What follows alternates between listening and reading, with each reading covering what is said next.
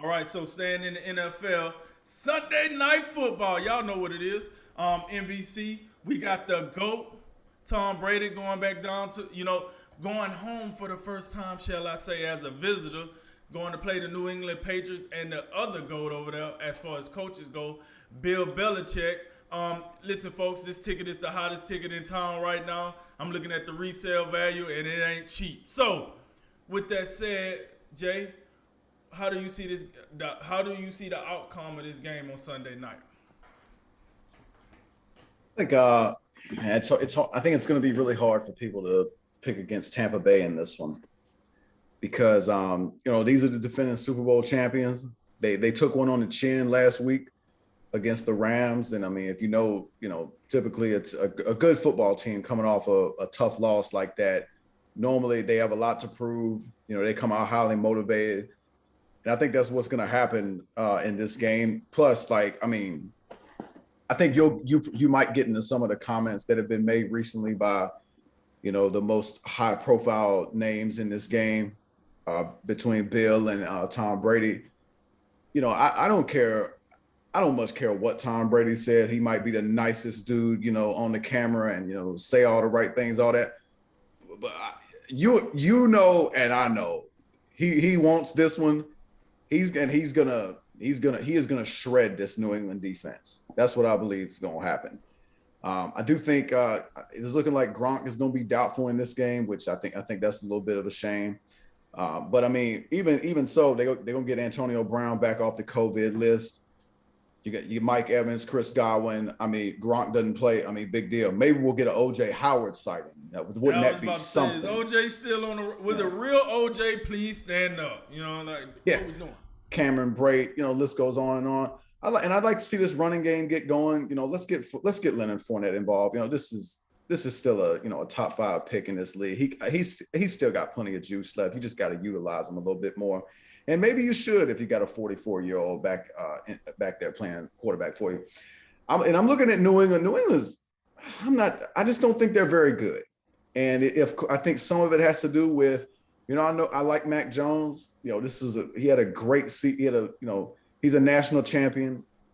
His stock improved tremendously. I mean, who would have thought that this guy, would have been a first round pick when he, was playing opposite Bo Nix, a couple of years ago and throwing, pick sixes, like, and I thought the kid had talent then, but I wasn't like, oh yeah, that's a first round pick. The first round pick was a guy we was like, oh, that guy's on the sideline hurt. We'd like to see him right now.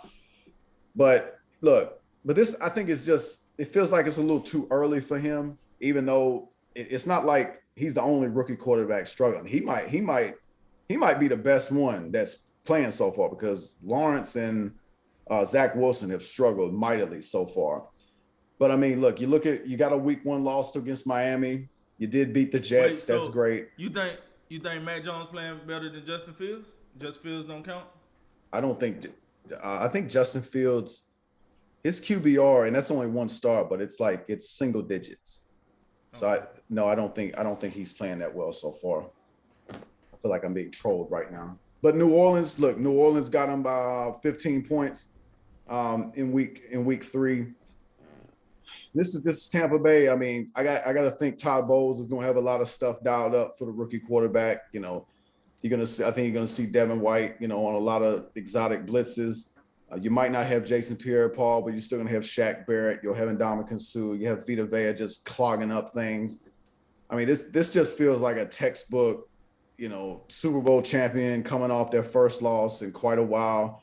I think they're gonna have a lot to prove, and I'm sure New England will be highly motivated as well. But the difference is the most highly motivated individual for New England is going to be the coach. The most highly motivated person for the Bucks is going to be the quarterback. So I mean, Tom Brady's going to put up points, and Bill can do all he want. He can prepare all they want, but no one on that football field, in my mind, is going to be playing with the same amount of intensity as Tom Brady. I think New England's going to. I think Tampa Bay rather that they're going to beat New England pretty soundly in this one. I take the other shoe here. I think this game it won't be a blowout. I take Tampa Bay to win the game, but I don't think it's gonna be a blowout. Here's the deal. It's gonna be an it's an electric atmosphere in New England. Um, Tom Brady coming back home, the prodigal son. He's coming home. I'm coming home. Tell the world I'm coming. You know what I'm saying? They're gonna open up the skies. He's gonna come float. Ooh, fans out there. Oh, we miss you, man. And I think what's gonna go unnoticed here is we still got a game to play because we're gonna relive the past and we still, Tom, we love you, man. And Bill Belichick and the media gonna try to make them like each other and shake hands at the middle of the field. Hey, how funny would that be if Tom Brady runs across the field and instead of Bruce Arians going over there to shake Bill Belichick's hand, it's Tom Brady? Like that would be awesome. But I feel like this type of stuff is gonna overshadow the game, and I think New England is gonna sneak up on Tampa Bay. I think Tampa Bay, they feel like you. Hey man, listen, we got the best quarterback in the game. They over here trying to figure it out. Well, this should be easy. But I look at it like this, man. New England defense ain't just, it's not like hot garbage. So I feel like they can do some things on the defense. And I feel like Matt Jones can make a couple of plays. Now, will those couple of plays matter enough to keep the game close? That's what we're going to find out. I do think this is a loss for New England, but I think it's more respectable. I think it's going to be a closer game. I think Mac Jones is going to get some numbers. I think that running game is going to get started a little bit. I would like to see more out of that offensive line, but that might be a problem. One thing that do work for New England, if JPP is not there, that's one thing that's going to help their offensive line because that's one monster we don't got to deal with. We got to deal with his backup. Let's see if we can handle that. But, this New England team, this might be the game for me that might actually make Bill step it up a notch. I mean, listen, played Miami. He been beating Miami for 20 years. So he like, yeah, all right, cool. Some of these other games, he might not really had a game yet this year that really makes him. And I know this sounds crazy because I'm talking about one of the greatest coaches of all time, but coaches can get stagnant, and especially when you're going through a new situation, which he is. This is a new situation. For so many years, New England was the king of the AFC East. They was the king. They was the crown. You had to go through them to do anything in that division. Hell, you had to go through them to do anything in that conference for a very long time. Now he's at the bottom of the pole, working his way back up. I think this is the game to get. Nick Saban say this about Alabama all the time. Sometimes some games sell themselves, and in some games you gotta motivate. I gotta motivate the boys to play. This game sells itself for New England, if you ask me.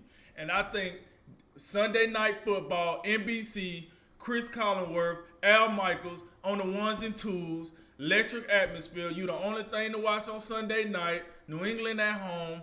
I really think that atmosphere is going to benefit New England. I think this game is going to be closer. I would not be surprised if this game come down to a field goal, to be honest with you. Because I honestly think we're going to undersell New England because of everything that Tampa Bay has accomplished to this point and everything New England hasn't to this point. But I give New England a little more juice, man. I think that defense will stymie the Tampa Bay offense every now and then. And I think Matt Jones will make enough throws in the passing game. We'll see more out of the tight ends. Listen, because I ain't been blown away about Tampa Bay defense this year. I have not been blown away by that defense this year. I mean, you can move the ball on this defense. And I do think Matt Jones is a smart enough, capable enough quarterback to be able to move the ball. He don't put the ball at risk a whole lot. He makes smart plays. He makes the right plays. And I think if you make enough of those, I'll say this. It comes down to Mac Jones and how well he protects the ball. If he don't turn over the ball and be a turnover machine, this game will be a lot closer than what people think. He get out here and start flopping around throwing ducks and we, Tampa Bay getting 2-3 extra possessions because of that, then, I think you got the possibility of this game getting a little bit over early. But, hey, man, I'm on the opposite end, man. I think New England keeps it close. I think a field goal separate the two teams, man. That's how I'm looking at it.